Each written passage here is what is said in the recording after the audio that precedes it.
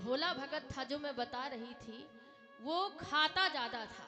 कोई कोई ज़्यादा खाता है दादा, उसकी खुराक ही ज़्यादा होती है।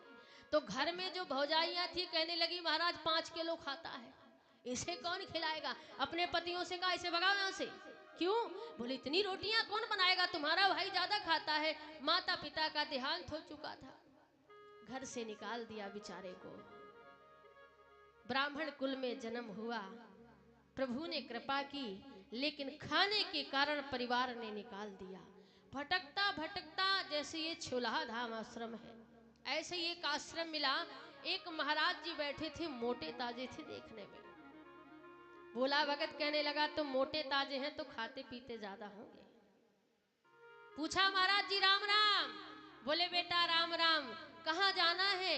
बोले जहाँ रुका लेगा कोई वहीं जाना है। तो बोले हमारे आश्रम में रह जाओगे? हाँ रह जाएंगे। क्या व्यवस्था रहेगी? महाराज जी बोले इतना बड़ा आश्रम है, देख रेख करना है, खाने पीने की कोई कमी नहीं है। सो बोला खाने पीने की कमी नहीं है, सो यहीं रुक जाता हूँ। 1 महीना तक तो खूब चकाचक खाया महाराज। एक दिन सुबह सुबह देखा कि कोई ना रोटी बना रहा, ना कोई भोजन की तैयारी कर रहा। भोला भगत पहुंचा, गुरुदेव आज क्या बात है, आज रसोई में चूल्हा नहीं तप रहा। गुरुदेव ने कहा बेटा आज एकादशी का व्रत है, तुम नहीं रहोगे? सो कहा महाराज अगर आज एकादशी रह लूंगा तो बोले कल द्वादशी नहीं कर पाऊंगा, इसलिए आज एकादशी का व्रत ना रहो। बोले ठीक है कोई बात नहीं है, लेकिन यहाँ भोजन न बनाना। अगर एकादशी नहीं रहना है, आटा ले लो, भाटा ले लो, जा करके एक नदी का किनारा है वहां अपना टिक्कड़ बनाना। बोले ठीक। बड़ा प्रसन्न हुआ। गुरुदेव के आदेशानुसार 2 किलो आटा मिला, सामग्री मिली। जब जाने लगा तो गुरुदेव ने एक बात कही, बेटा हाँ भगवान जी को बुला करके राम जी को भोग जरूर लगा देना। बोले क्या? अरे बोले राम जी को बुला के अपने खाने से पहले खाना खिला देना। भोला भगत ने कहा ठीक है। गया, भोजन बनाया। अब याद आ गई, बोले गुरु जी ने कहा था कि राम जी को बुला के खाना खिला देना। बेचारे को मंत्र आता नहीं, मंगलाचरण आता नहीं, ईश्वर को बुलाना आता नहीं। सो बैठ के बुला कैसे रहा था कि राजा राम आइए, राजा राम आइए, मेरे भोजन का भोग लगाइए। ओ राजा राम आइए, राजा राम आइए, मेरे भोजन का भोग लगाइए। गाइए भोजन का भोग लगाइए, ओ मेरे भोजन का भोग लगाइए, ओ मेरे भोजन का भोग लगाइए। और इतना ही कहा और भगवान आ भी गए। भगवान आए और सीता जी सहित और लक्ष्मण भैया साथ आए। और देखकर जैसे ही देखा कि माता सीता आई हैं और लक्ष्मण भैया आए हैं, सो महाराज प्रसन्न नहीं हुआ, क्योंकि भोला था, उसे पता नहीं था। उसे ये था कि जैसे ही बुलाते हैं भगवान सच में आ जाते हैं।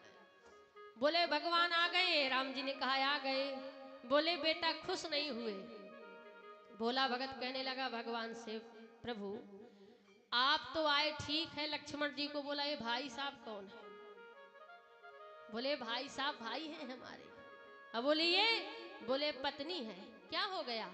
बोले महाराज रोटियां कम हैं और हमने तो केवल तुम्हें बुलाया था, तुम पत्नी को और भाई साहब को लेके आ गए, ये गलत बात है।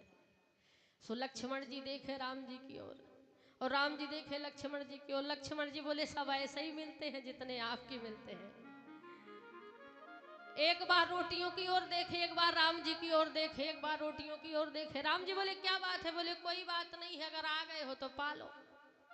महाराज आधा आधा करके प्रभु ने भोजन किया और चला गया। गुरुदेव को क्या पता कि इस भोला भगत के बुलाने से स्वयं जगत पिता परमात्मा आए हैं। 1 महीने वो कार्यक्रम चलता गया। जब दूसरी एकादशी आई, सो गुरुदेव ने कहा बेटा इस बार भी जाओगे क्या? हाँ गुरुदेव। चलो आटा दे दो 2 किलो। बोले 2 किलो में काम नहीं चलेगा। क्यों?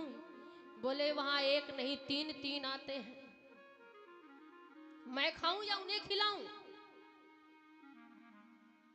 गुरुदेव ने कहा ऐसा नहीं हो सकता, 2 किलो आटा एक व्यक्ति के लिए बहुत होता है, और ये कहता भगवान 3-3 आते हैं और खाते हैं। गुरुदेव ने कहा एक काम कर, उसे 5 किलो आटा दे दो। ठीक, अब 5 किलो आटा तो दे दिया, लेकिन गुरुदेव पीछे लग गए। इस बार उसने बड़ी चापलूसी की। क्या?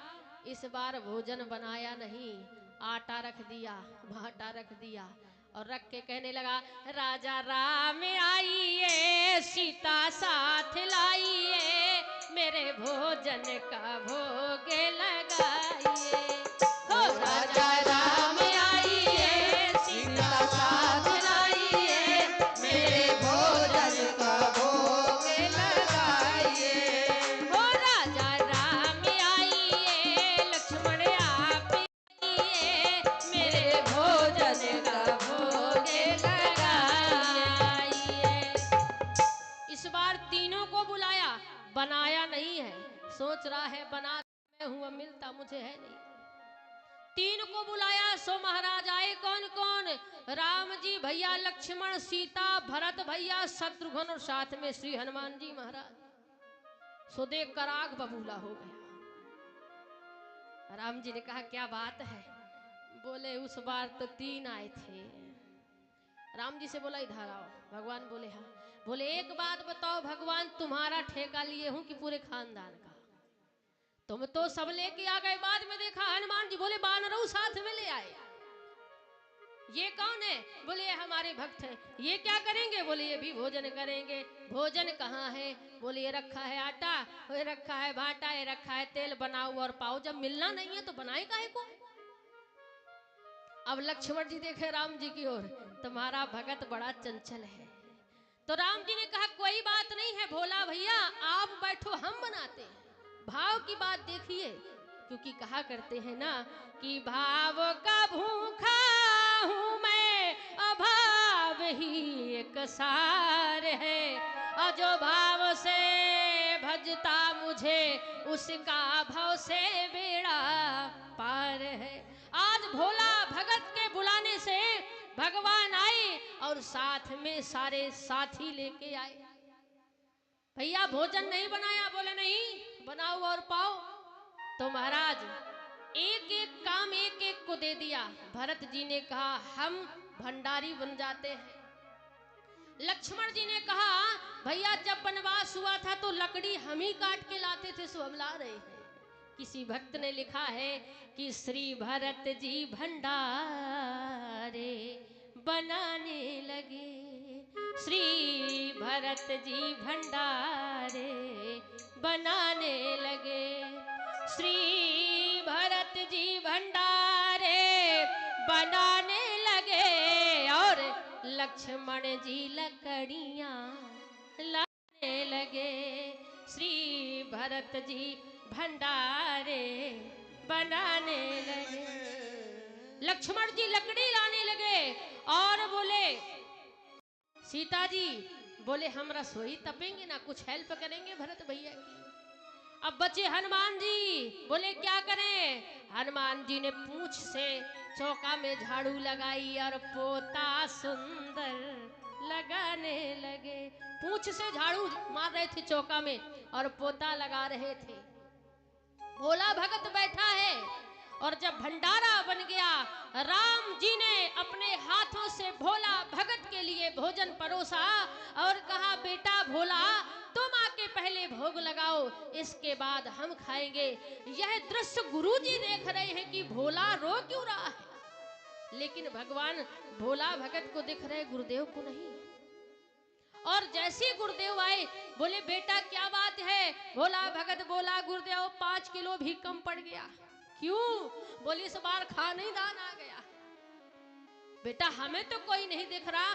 बोले आपको नहीं दिख रहा? भरत भैया खाना बना रहे हैं, माता जगत माता सीता रसोई तप रही हैं, और बोले शत्रुघ्न भाजी या मनिया बना रहे हैं शत्रुघ्न भैया, और बोले लक्ष्मण जी वो लकड़ियां ला रहे हैं, लेकिन बेटा हमें नहीं दिखते। अपने भगवान से कहो ना कि हमें दिखे, अन्यथा मैं सोचूंगा मेरा ये शिष्य झूठ बोल रहा है।